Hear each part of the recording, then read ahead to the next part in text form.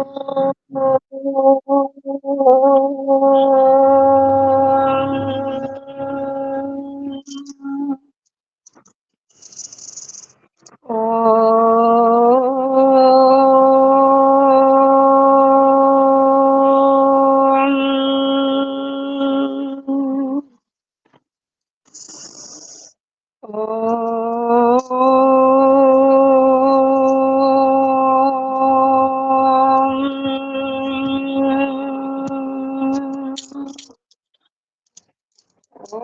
भूर्भुवः स्वः तत्सवितुर्वरेण्यं भर्गो देवस्य धीमहि धियो यो नः प्रचोदयात्।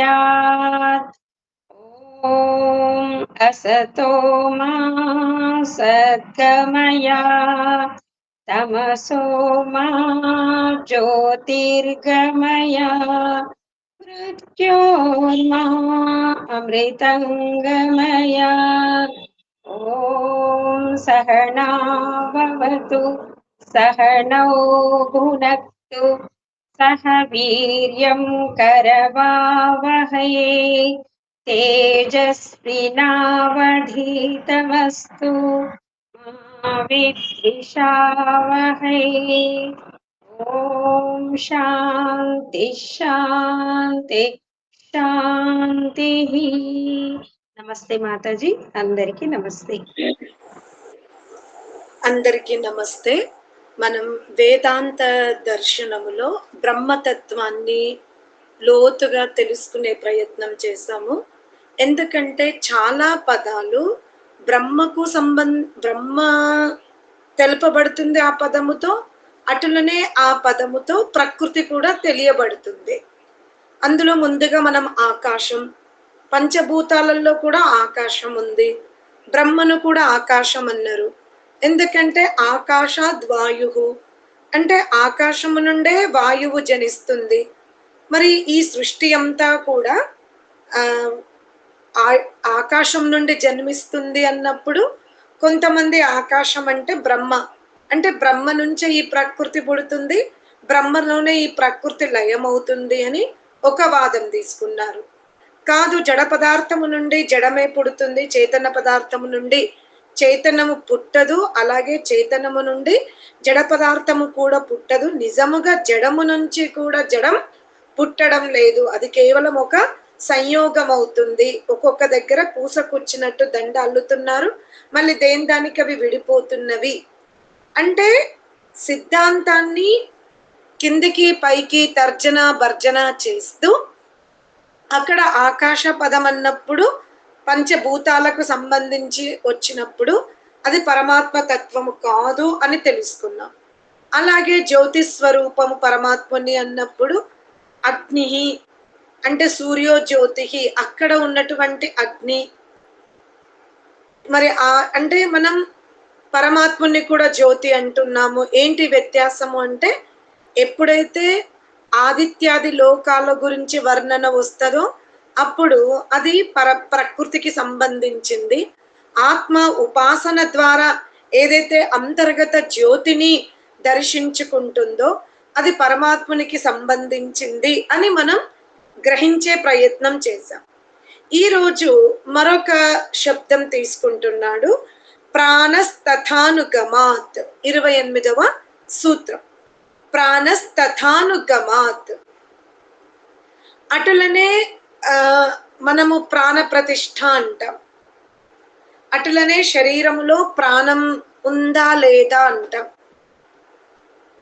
ఈ శరీరమున ఏవైతే ప్రాణము, అపానము, వ్యానము, ఉదానము, సమానము ఇవన్నీ ఉన్నాయో ఈ ప్రాణాలు శాస్త్రమున పరమాత్మనికి ప్రాణ శబ్దము ఏదైతే ఉందో అక్కడ కూడా మళ్ళీ శిష్యుడు ప్రశ్నను అడుగుతున్నాడు. అంటే ఇప్పుడు మనం శరీరములో ప్రాణం పోయింది అంటున్నాం. శరీరములో మీరు ఒక గ్రామీణ భాష తీసుకుంటే ఏక ప్రాణం కొంచెమే ఉంది, గొంతు దగ్గరే కొట్టుకుంటుంది, అని ఊరి భాషలో మనం చూస్తే అక్కడ ప్రాణశబ్దం దేనికి సంబంధించింది అనేది మనం తెలుసుకోవాలి. అందుకే ఏమంటున్నాడంటే, కౌశతకి బ్రాహ్మణమునందు ప్రతర్ధనో హవై దైవోదాసిరింద్రస్య ప్రియం ధామోపజగామ యుద్ధేన చ పౌరుషేన చ.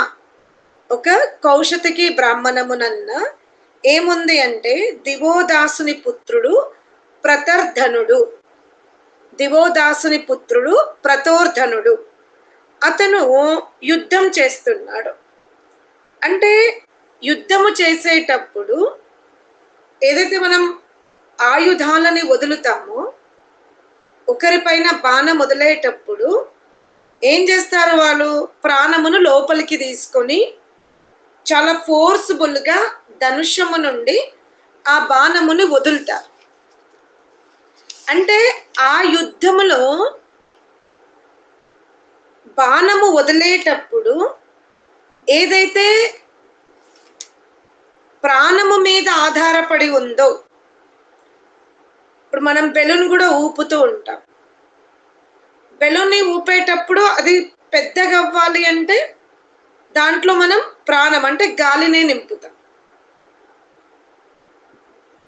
మరి చనిపోయేటప్పుడు ప్రాణం లేదు అంటున్నాం అంటే ఇక్కడ ప్రాణశబ్దం ఉపయోగిస్తున్నాము. యుద్ధ సమయములో శత్రువుపైకి బాణం మొదలయ్యేటప్పుడు ప్రాణమును నిగ్రహించుకొని బాణమును అతను శక్తివంతముగా వదులుతాడు ఆ ప్రాణము. అటులనే మనం ప్రాణాయామము చేస్తున్నప్పుడు కూడా ఏదైతే ప్రాణము అనే పదం ఉపయోగిస్తున్నామో ఏమిటి అనేది ఇక్కడ దేన్ని మేము బ్రహ్మ అనాలి. అప్పుడు ఇక్కడ చెప్తున్నాడు, నిజమే ఆ ప్రదర్ధనుడు యుద్ధములో ధనుషమును పట్టుకొని ఏదైతే బాణం వదులుతున్నాడో అప్పుడు ప్రాణము అనే పదము దేనికి సంబంధించింది అంటే అది వాయువుకే ప్రాణవాయు సంబంధించింది. అంటే అది ప్రకృతికి సంబంధించింది. అటులనే ఎవరైతే శ్వాసగతి తగ్గి ఇక కొన్ని క్షణములో ఇతను వెళ్ళిపోతాడు అని లోకములో చెబుతున్నప్పుడు అప్పుడు ప్రాణశబ్దము దేనికి సంబంధించింది? జీవుని శరీరము నుంచి అప్పుడు ప్రాణశబ్దము జీవాత్మకు సంబంధించింది. ప్రకృతికి సంబంధించి ఉన్నప్పుడు శక్తిని ఒక చోట ప్రోగు చేస్తున్నప్పుడు అక్కడ ప్రాణశబ్దము అంటే మనం ప్రకృతి పరంగానే తీసుకోవాలి. అట్లనే ఒక వ్యక్తి స్థూల దేహాన్ని వర్తమాన దేహాన్ని త్యజిస్తున్నప్పుడు ఎవరిని తీసుకోవాలి? అక్కడ ఆత్మకు తీసుకోవాలి, జీవాత్మని తీసుకోవాలి. అమ్మ ఒక్కొక్కసారి మనం ఏమంటాము, నా మీద ఎంత పెద్ద తుఫాన్ వచ్చింది అంటే అసలు ఇది నేను ఎదుర్కొంటానా అనుకున్నాను, నాకు ప్రాణం లేచి వచ్చింది అని అంటాం. అక్కడ ఎవరిని తీసుకోవాలి మనం?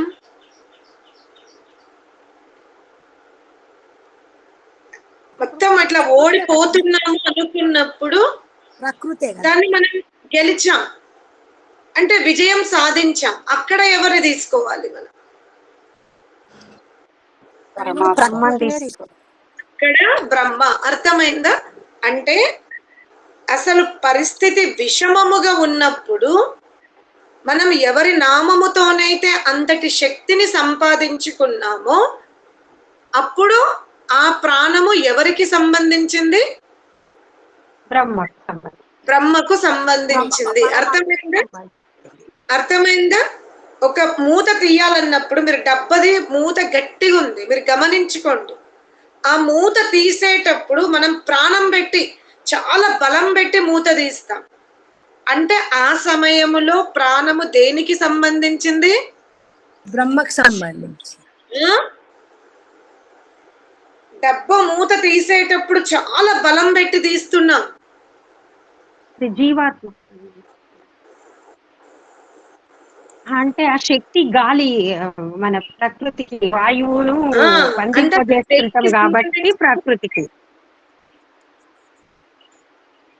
గుడ్. ఇప్పుడు అర్థమైందా? డబ్బా మూత ఎందుకు బిగిసుకుపోయింది? అక్కడ గాలి అనేది స్టక్ అయిపోయింది. మనం ఏం చేస్తున్నాం? దాన్ని ఫోర్స్ఫుల్ గా మూతని తీస్తున్నాం. అంటే అక్కడ ఉన్నటువంటి ఆ వాయువు దేనికి సంబంధించింది? ప్రకృతి. అయితే బలం పెట్టడం కాబట్టి ప్రకృతి. ఇక 2 నిమిషాలల్లో వెళ్ళిపోతాడు, ఇక బ్రతకడు, తులసి నీళ్లు పోస్తున్నారు అన్నప్పుడు ప్రాణశబ్దము దేనికి సంబంధించింది? జీవాత్మకి. జీవాత్మకు సంబంధించింది. ఒక పనిని మనం పూర్తి చెయ్యలేము అనుకున్నప్పుడు అలా ఒక శక్తిని మనం లోపలికి అవతరింపజేసుకుని ముందుకు జరుగుతాము, సఫలమవుతాము. అంటే ఆ సమయంలో ఆ ప్రాణము ఎవరికి సంబంధించింది? బ్రహ్మకు సంబంధించింది. అందుకనే ఏమంటాడంటే, ఈ ప్రదర్ధనుడు యుద్ధములో గెలవాలి అంటే అతనికి చాలా భయం వేస్తుంది, ఓడిపోతాను అన్న ఆతృత ఉంది, ప్రాణాలన్నీ ఆకాశం వైపు పోతున్నట్టుగా ఉన్నవి. ఇలా మొత్తం భయపడుతున్నప్పుడు అతను ప్రాణోస్మి ప్రజ్ఞాతం మా మాయ అమృతం తు ఉపాస్వ. అసలు నా చేతులేమో వణికిపోతున్నాయి బాణమును పట్టుకోవాలంటే, నా ప్రాణమేమో ఆకాశంకు చేరుతుంది. ఆ సమయములో నేను ప్రాణము ద్వారానే ఆ యుద్ధంలో విజయం సాధించాను అంటే అతనిని ఉపాసించి, అంటే ఆ ప్రాణోస్మి నేను ఆ ప్రాణములో ఉన్నందుకు, లేదా ఆ ప్రాణము నాయందు ఉన్నందుకు, నాలో ఉన్నటువంటి ప్రాణమును నేను ఉపాసించడము వలన నేను ఆ యుద్ధములో విజయము సాధించాను అనంటే అక్కడ ప్రాణశబ్దము ఎవరికి సంబంధించింది? పరమాత్మకు సంబంధించింది. సంబంధించింది. అర్థమైందా? కాదు, అతను ధనుషాన్ని చాలా శక్తివంతంగా వదిలినందుకే విజయం సాధించాడు అనడానికి లేదు. అతను ఏం చెప్తున్నాడు? నేను విల్లుని కూడా పట్టుకోలేని స్థితిలో కంపనము చెంది ఉన్నాను, నా శక్తి అంతా శిథిలముగా ఉండింది, నా ప్రాణం ఇంకా పోతుందేమో అనుకున్న సమయములో నేను అతనిని ఏం చేశాను? ఉపాసించాను. ఉపాసించడం వల్ల నా శక్తులన్నీ కూడా ఏమైనవి? అన్ని శక్తులు మళ్ళీ పనిచేసినవి, అంటే యాక్టివ్ అయినాయి. అంటే ఆ సమయములో అతను ఆ యుద్ధములో గెలవడానికి ఏదైతే ప్రాణమును ఉపాసించిందో అక్కడ ప్రాణం అంటే ఎవరిని తీసుకోవాలి మనం? నిజంగా అక్కడ ఆ సంభాషణలో ముగ్గురున్నారు కదా. ప్రధనుడు ఉన్నాడు, విల్లు ఉంది అంటే బాణము ఉంది, ధనుష్ ఉంది. కానీ అక్కడ మనం సందర్భాన్ని బట్టి అంటే ఇలా వ్రేలల్లో కంపనం ఉంది, యుద్ధము చెయ్యాలంటే భయంగా ఉంది. ఆ సమయములో అతనిని విజయం వైపు నడిపించింది ఎవరు? బ్రహ్మ. అర్థమైందా? ఒక అంశంలో ప్రాణము అంటే మనం బాణమును ధనుషము నుండి వదలాలి అంటే చాలా బలం పెడతాం. ఫోర్స్ఫుల్ గా మనం ఏ వస్తువునైతే ఢీ కొట్టాలనుకుంటున్నామో దాన్ని ఎదుర్కోవాలి అంటే మన శక్తినంతా ఇలా బిగించి వదులుతాం. అలాగే మృత్యువు ఆసన్నమైనప్పుడు అవయవాలన్నీ కూడా చల్లగిల్లుతవి, జీవుడు ఫోర్స్ఫుల్ గా శరీరం నుండి వెళ్ళిపోతాడు. అలాగే ఒక స్థితిలో మళ్ళీ మనం విజయం సాధిస్తామంటే అంటే ఈ 3 సందర్భాలలో అక్కడది ప్రకృతికి సంబంధించింది ప్రాణశబ్దము, ఇక్కడ జీవాత్మకు సంబంధించింది ప్రాణశబ్దము. తం ఉపాస అంటే ఉపాసన సమయములో ప్రాణశబ్దం వచ్చింది అంటే అది ఎవరికి సంబంధించింది? బ్రహ్మకు సంబంధించింది. సంబంధించింది. కానీ ఈ ఘటనని ఈ సందర్భాన్ని మనం ఏం చేస్తామంటే దేవుడే గెలిపించాడు అని అతిశయోక్తిగా ఉపయోగించుకుంటాం. కొన్ని సందర్భాలలో ఆయు ఉంటే ప్రాణం తిరిగి వస్తుందని ఉపయోగించుకుంటాము. లేదు అతను చాలా శస్త్ర విద్యలో నిపుణుడు కాబట్టి గెలిచాడు అని ఉపయోగించుకుంటాం. అంటే శస్త్ర విద్యలో గెలుపుకి కారణము అక్కడ ప్రకృతి ప్రధానంగా ఉన్న జీవాత్మ పరమాత్మ అప్రధానంగా ఉన్నారు అక్కడ.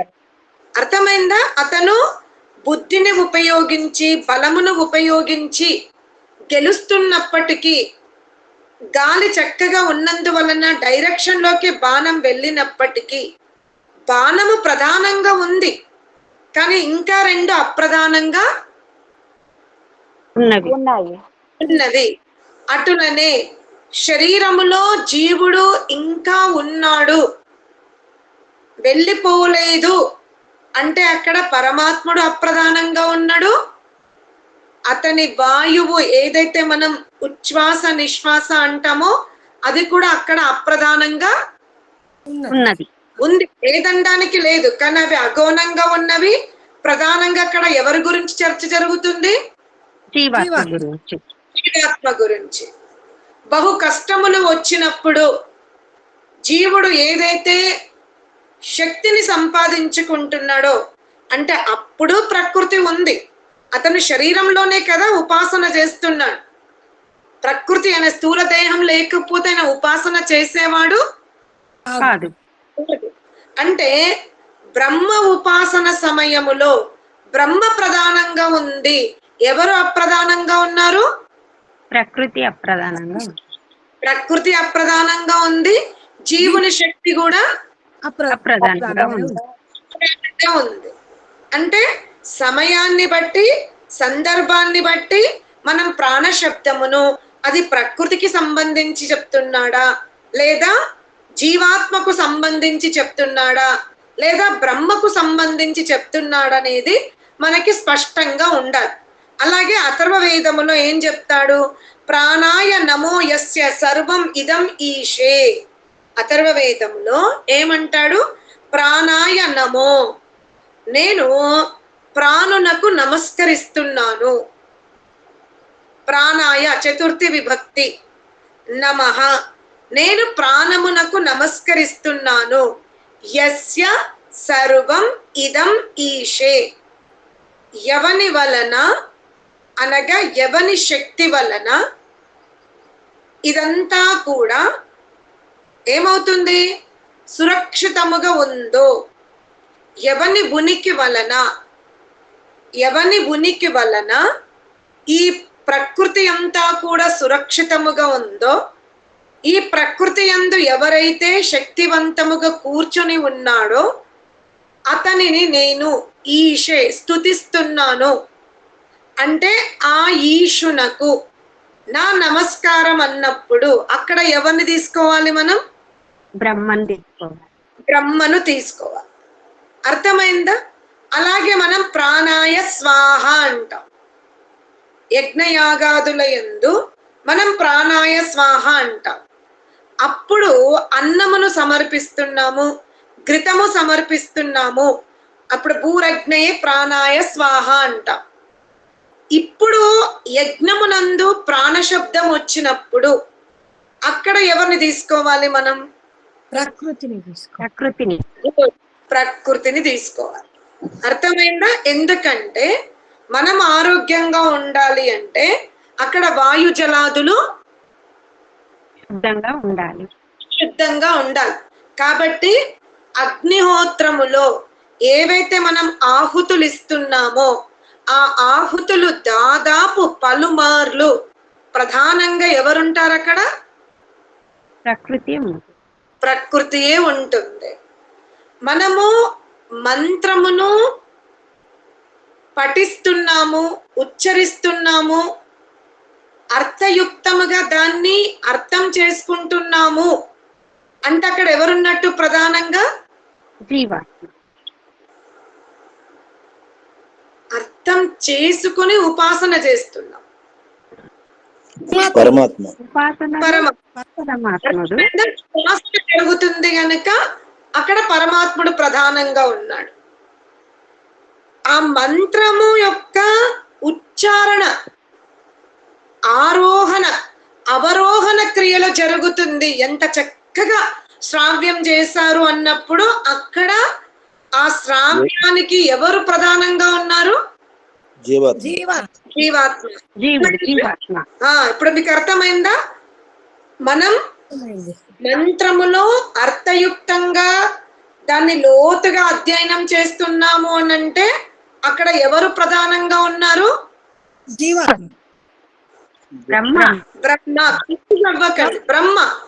మనం అర్థయుక్తముగా ధ్యానం చేస్తున్నామంటే ఎవరి ధ్యానం చేస్తున్నాం? మనం భగవాన్ పరమాత్మ ధ్యానం. అంటే చూడండి, యజ్ఞము జరిగేటప్పుడు 3 కూడా ఉన్నవి. స్వాహ, ప్రాణాయ స్వాహ. అన్నమును ఔషధాలను సమర్పిస్తున్నాము అనంటే అక్కడ ప్రాణదేవత ఎవరు? జీవాత్మ. ప్రకృతి. ప్రకృతి. ప్రకృతి. అర్థమైందా? మనము వాయు జలాది దేవతలకు అక్కడ అర్ఘ్యమును వదులుతున్నాం. అర్థమైందా? అదే ప్రాణాయ స్వాహాని మనం అర్ఘ్యం వదలట్లేదు, కానీ జీవుణ్ణి సమర్పిస్తున్నాం. అంతర్గతముగా జీవునను అంతర్గతముగా ప్రాణాయ స్వాహ. స్వాహాని ఇంద్రియాలను బలిచ్చి ఆత్మను సమర్పిస్తున్నప్పుడు అక్కడ ఎవరిని స్తుతిస్తున్నాం మనం? బ్రహ్మని. బ్రహ్మని ఉపాసిస్తున్నట్టు. ఏంటి విజయత్తమ్మ, అర్ణక్కయ్య అర్థం కావట్లేదా? క్లారిటీగా చెప్తున్నా. ఇప్పటి వరకు అర్థమైంది, ఇది ఒక్కటి అర్థం కాలేదు. ఇప్పుడు అగ్నిగోత్రం ఉంది, యజ్ఞకుండం ఎదురుగా పెట్టుకున్నాము, అగ్ని జ్వాల ఉంది, అక్కడ అర్ఘ్యం వదులుతున్నాం. ప్రాణాయ స్వాహాని ప్రకృత్యాది పదార్థాలని ఆ యజ్ఞకుండములో సమర్పిస్తున్నాం. అప్పుడు ప్రాణాయ స్వాహ అంటే అక్కడ ఎవరు దేవత మనకి? ప్రకృతియా, జీవాత్మన, పరమాత్మన? ప్రకృతి. అప్పలనాయుడు గారికి, స్మితాకి అర్థమైంది. థ్యాంక్స్. ఈ విజయత్తమ్మ, అరుణక్క ఎందుకు ఆగిపోతున్నారు? భౌతిక పదార్థాలని యజ్ఞకుండములో, సుగంధ ద్రవ్యాలని ప్రాణాయ స్వాహ అని యజ్ఞకుండములో సమర్పిస్తున్నప్పుడు అర్థమైందా?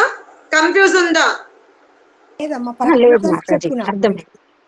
ప్రాణాయ అన్నప్పుడు ఏదైతే పదార్థమును కనబడుతున్నాయి, అది బియ్యం ఉండొచ్చు, గులాబీ రెక్కలు ఉండొచ్చు, ఇంకా ఏవైనా ఉండొచ్చు, నెయ్యి ఉండొచ్చు, అన్నం చేసింది ఉండొచ్చు, బెల్లం ఉండొచ్చు, ఖర్జూరాలు ఉండొచ్చు. మంత్రోచ్చారణ ఉందని కాదు, అక్కడ అర్ఘ్యము కూడా వదలబడుతుంది. అర్ఘ్యమును యజ్ఞకుండములో సమర్పిస్తున్నాము అంటే అక్కడ ఏ దేవతకి ఇస్తున్నాం మనము? ప్రకృతికమ్మా. అప్పుడు ప్రకృతికే ఇస్తున్నాం. ఇది అర్థమైంది ఇప్పుడు మీకు. మంత్రోచ్చారణ చాలా బాగా చేస్తున్నారు అన్నప్పుడు అక్కడ ఎవరు ప్రధానంగా ఉన్నట్టు? జీవాత్మ. అర్థమైందా? శబ్ద ఉచ్చారణ బాగా జరుగుతుంది, అక్కడ అర్ఘ్యం లేదు, ఉపాసన లేదు. ఏం స్తుతిస్తున్నారు ఇతరులు? మంత్రోచ్చారణను వర్ణిస్తున్నారు. అంటే ఆ ఉచ్చారణ ఎవరు చేస్తున్నారు అక్కడ? జీవాత్మ. కాబట్టి ప్రాణాయ స్వాహ. చూడండి ఎంత ఆరోహణ అవరోహణంగా కంఠమును, నాలుకని పైకి లేపి ప్రాణాయ స్వాహ ఆహుతి వేయట్లేడు, ఉచ్చారణ మాత్రమే వర్ణిస్తున్నా. అంటే ఆ ఉచ్చారణతో ఎవరు అక్కడ దేవత ఉన్నారు? జీవాత్మ. అర్థమైందా? జీవాత్మ అక్కడ దేవతగా ఉంది. జీవాత్మ మంత్రోచ్చారణ చేసి ఇతరులకు చాలా ఆహ్లాదాన్ని ఇస్తుంది గనక అక్కడ దేవత అంటే, దేవత అంటే మనం శాస్త్రంలో ఏం విన్నాము? ఆనందాన్ని ఇచ్చేవాళ్ళు, కూర్చోవడానికి అవకాశం ఇచ్చేవాళ్ళు, సహాయం చేసేవాళ్ళు. ఇందులో జ్ఞాన దేవతలు ఉన్నారు, జడ దేవతలు ఉన్నారు, చేతన దేవతలు ఉన్నారు. ఇప్పుడు మనం ప్రాణాయ స్వాహ ఆ మంత్రోచ్చారణకి మనం ఆకర్షింపబడ్డాం. అంటే మన మనస్సుని ఆహ్లాదపరిచారు వాళ్ళు. అంటే అక్కడ దేవత ఎవరు? జీవాత్మ. జీవాత్మ. ఎవరైతే ఉచ్చరిస్తున్నారో ఆ ఉచ్చరిస్తున్నటువంటి చైతన్య తత్వము అక్కడ దేవతగా ఉంది గనక ఆ దేవత పదము, ఆ విశేషణము, ఆ ప్రసన్నత, ఆ కీర్తి, ఆ ప్రతిష్ట జీవాత్మకు సంబంధించింది. ఇప్పుడు అంతర్గతంగా వెళ్దాం. జీవుడు పైకి చెప్పడం లేదు, గొంతుతో చెప్పడం లేదు. అలాని స్థూల పదార్థాలని యజ్ఞకుండంలో సమర్పించడం లేదు, కానీ ఉపాసన చేస్తున్నాడు.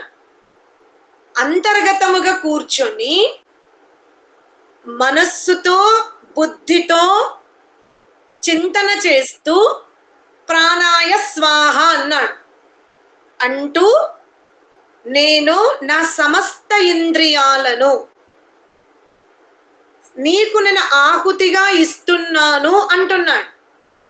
అన్నప్పుడు అక్కడ ఎవరు దేవత అని అడుగుతున్నా? పరమాత్ముడు. పరమాత్ముడు. అర్థమైందా? ప్రాణాయ స్వాహ అని తీసుకొని నేను మీకు చెప్పా. యజ్ఞ మొదలయ్యేటప్పుడు అక్కడ ప్రధాన దేవతలు ఎంత మరణకే ఏం చెప్పలేదు. అర్థమైందా? ఉపాసన సమయములో కూడా జీవుడు ప్రాణాయ స్వాహ అంటాడు. అంటే నా సమస్త శక్తులను, నా సమస్త శక్తులు అంటే ఏవి? బాహ్య శక్తులు కాదు, ఆంతరికమైన మనస్సుని, బుద్ధిని, చిత్తమును నేను నీకు సమర్పిస్తున్నాను. అంటే అక్కడ కూడా సమర్పణ జరుగుతుంది. ఆ సమర్పణ, ఆ అగ్నిహోత్రము, ఆ అర్ఘ్యము జీవుడు ఎవరికి ప్రసాదిస్తున్నాడు? బ్రహ్మకు, పరమాత్మునికి ప్రసాదిస్తున్నాడు. కాబట్టి ఉపాసన సమయములో ప్రాణాయ స్వాహ అంటే అది పరమాత్మునికి సంబంధించింది. స్తుతి దగ్గర ప్రాణాయ స్వాహ ఉంది అంటే అది జీవాత్మకు సంబంధించింది. అర్ఘ్యం వదులుతున్నాము అంటే అక్కడ ప్రాణశబ్దము ప్రకృతికి సంబంధించింది. క్లారిటీగా ఉందా? ప్రాణశబ్దము వేద వాంగ్మయాలలో కొన్ని సందర్భాలలో ప్రకృతికి చెప్పబడుతుంది, కొన్ని సందర్భాలలో జీవునికి వర్ణింపబడుతుంది, కొన్ని సందర్భాలలో పరమాత్మునికి సంబంధింపబడుతుంది. ఇప్పుడు మీరు ఇది క్లారిటీగా వచ్చింది. ఇప్పుడు మీరు లోకములో అబ్బా మేము ఆహుతులు వేశాము, యజ్ఞదేవుడు ప్రసన్నుడయ్యాడు, చూడండి యజ్ఞకుండములో జ్వాలలు ఆకాశమును తాకుతున్నవి అంటే ఈ పదము ఒక బ్రహ్మ వర్ణిస్తున్నప్పుడు అక్కడ కూర్చున్న శ్రోతాగణలు యజ్ఞదేవుడు ప్రసన్నుడయ్యాడు అంటే మీరు ఎవరిని ప్రసన్నం చేశారు? అక్కడ ప్రకృతిని. క్లారిటీగా ఉందా? మళ్ళీ కన్ఫ్యూజ్ అవుతారా? చూడండి, యజ్ఞదేవుడు ప్రసన్నుడయ్యాడు అంటే మీకు స్పష్టంగా తెలియాలి జడదేవతలు ప్రసన్నమయ్యారు. ఇంకేమైనా అస్పష్టత ఉందా? ఎక్కడైతే యజ్ఞములో ఘృతాది సామాగ్రులు ఎక్కువ మోతాదులో వేసినప్పుడు జ్వాల ఆకాశానికి తాకుతుంటే చూడండి మీ యజ్ఞం సఫలమైంది, మీ యజ్ఞం చాలా మిమ్మల్ని దీవిస్తుంది, యజ్ఞదేవుడు ఎంత ప్రసన్నముగా ఊర్ధ్వముగా కిరణాలను వదులుతున్నానన్నప్పుడు మీకు ఏం అర్థం కావాలి? ప్రకృతి అర్థం కావాలి. అబ్బా నిజంగా మేము బ్రహ్మని ఉపాసించాము, ఇక మాకు మోక్షం వస్తుంది అనుకోకూడదు. యజ్ఞ జ్వాలల వలన మోక్ష మార్గము రాదు. రాదు. ఎందుకంటే అతాతో బ్రహ్మ జిజ్ఞాస అన్నాము కాబట్టి ఇక్కడ చెప్తున్నాడు. నీవు యజ్ఞములో ఏదైతే సుగంధ ద్రవ్యాలను వేసి జ్వాలని చాలా ఊర్ధ్వం వైపు నడిపిస్తున్నావో, అలా నడిపిస్తున్నటువంటి సమయములో యాజ్ఞిక కర్తలు, విచ్చేసిన బంధువర్గము, ఎంత శ్రద్ధగా యజ్ఞం చేశావయ్యా, జ్వాలలు చూడు ప్రసన్నముగా ఆకాశం వైపు వెళ్తున్నాయి అన్నప్పుడు మీరెవ్వరు కూడా ఈ భ్రమలో ఉండొద్దు. ఈ యజ్ఞం వల్ల నాకు బ్రహ్మ యొక్క సిద్ధి కలుగుతుంది అనుకోవచ్చు. అనుకోకూడదు. అక్కడ జడదేవతల ఆరాధననే జరుగుతుంది. జరిగింది. ఆ తర్వాత అసలు మీరు మంత్రోచ్చారణ సమయములో ఏకధాటిగా చదివారండి.